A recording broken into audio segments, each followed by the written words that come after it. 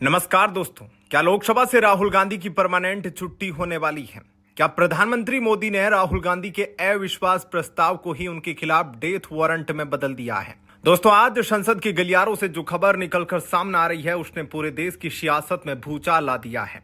जिस राहुल गांधी को लग रहा था कि वो स्पीकर ओम बिरला के खिलाफ प्रस्ताव लाकर मोदी सरकार को बैकफुट पर धकेल देंगे, आज वही राहुल गांधी संसद के भीतर घिर चुके हैं। और खबरें तो यहां तक है कि वो संसद में रोते चीखते निकलने पर मजबूर हो गए हैं। इंडी गठबंधन ताश के पत्तों की तरह बिखर गया है और 4 बड़ी पार्टियां पाला बदल चुकी हैं। आज के इस विशेष विश्लेषण में हम पर्दाफाश करेंगे बीजेपी के उस गुप्त ऑपरेशन का जिसने रातों रात कांग्रेस की पूरी रणनीति को ध्वस्त कर दिया है। दोस्तों, राहुल गांधी इन दिनों जबरदस्त बौखलाहट में हैं। उनका एकमात्र मिशन है प्रधानमंत्री मोदी की छवि को वैश्विक स्तर पर धूमिल करना। इसके लिए उन्होंने अपनी टीम के मोहरे मोहम्मद जावेद को आगे किया और स्पीकर ओम बिरला के खिलाफ अविश्वास प्रस्ताव की बिसात बिछा दी। लेकिन राहुल गांधी शायद भूल गए कि यह 2026 है और सामने नरेंद्र मोदी और अमित शाह की जोड़ी है। आंकड़ों पर गौर करिए, विपक्ष के पास कुल जमा 230 सांसद हैं, जबकि बहुमत का जादुई आंकड़ा 272 है। वहीं एनडीए 293 सांसदों के साथ चट्टान की तरह खड़ा है। राज की बात तो यह है कि राहुल गांधी को अपने खुद के 99 सांसदों पर भी भरोसा नहीं है कि वोटिंग के वक्त वो सदन में मौजूद रहेंगे भी या नहीं। यह अविश्वास प्रस्ताव असल में काम करने के लिए नहीं बल्कि एक विक्टिम कार्ड खेलने के लिए लाया गया था, ताकि दुनिया को दिखाया जा सके कि भारत में लोकतंत्र खतरे में है। लेकिन मोदी की चाणक्य नीति ने इस दांव को उन्हीं पर पलट कर रख दिया है। राहुल गांधी का अहंकार आज खुद कांग्रेस के पतन की पटकथा लिख रहा है।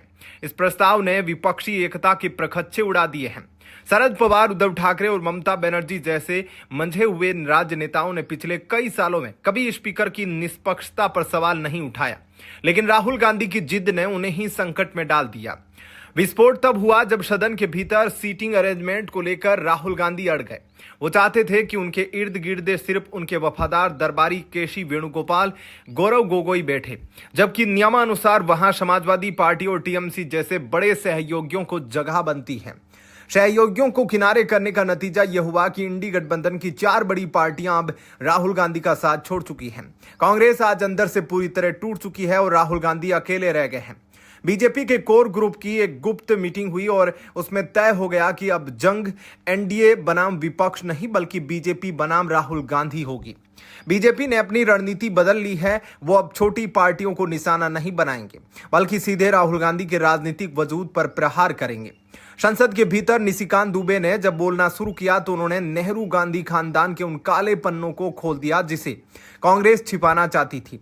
रविशंकर प्रसाद ने जिस तरह से तथ्यों के साथ राहुल की धज्जियां उड़ाई, उससे साफ है कि बीजेपी अब लक्ष्मण रेखा पार करने वालों को बख्शने के मूड में नहीं है। बीजेपी का सीधा आरोप है राहुल गांधी ने बार बार सदन की गरिमा को तार तार किया है और अब इसके लिए उन्हें बड़ी कीमत चुकानी होगी। अब सुनिए वो सबसे बड़ी खबर जो आपको मुख्यधारा का मीडिया नहीं बताएगा। बीजेपी राहुल गांधी के खिलाफ एक सब्सटेंटिव मोशन लाने की पूरी तैयारी कर चुकी है। निशिकांत दुबे के पास सबूतों की वो गुप्त फाइल है जो राहुल गांधी के कोलंबिया और उज्बेकिस्तान दौरों का कच्चा चिट्ठा खोलती है। आरोप है कि राहुल गांधी वहां जॉर्ज सोरोस के नेटवर्क वाले उन लोगों से मिले जो भारत में रिजीम चेंज यानी तख्तापलट की साजिश रचते हैं। अंजाम क्या होगा? इस मोशन पर चर्चा के बाद वोटिंग होगी। चूंकि एनडीए के पास पूर्ण बहुमत है, इसलिए वोटिंग होते ही राहुल गांधी की सांसदी छीन ली जाएगी। सबसे बड़ी बात यह है कि देश विरोधी साजिशों के आरोपों और सबूतों के डर से अब कोई भी विपक्षी दल राहुल को बचाने के लिए वोट नहीं करेगा। राहुल गांधी आज अपनी ही बिछाई बिसात में फंसकर पूरी तरह अलग थलग पड़ चुके हैं। राहुल गांधी ने मधुमक्खी के छत्ते में हाथ डालकर अपनी राजनीति के कब्र खुद खोद ली है। अगर इस बार उनकी सांसदी गई तो न हाथ में माइक रहेगा न ही नेता प्रतिपक्ष का वो रुतबा। क्या राहुल गांधी का राजनीतिक करियर अब अपने अंतिम पड़ाव पर है? क्या मोदी की यह जीत 2029 के लिए आखिरी कील साबित होगी? आपको क्या लगता है?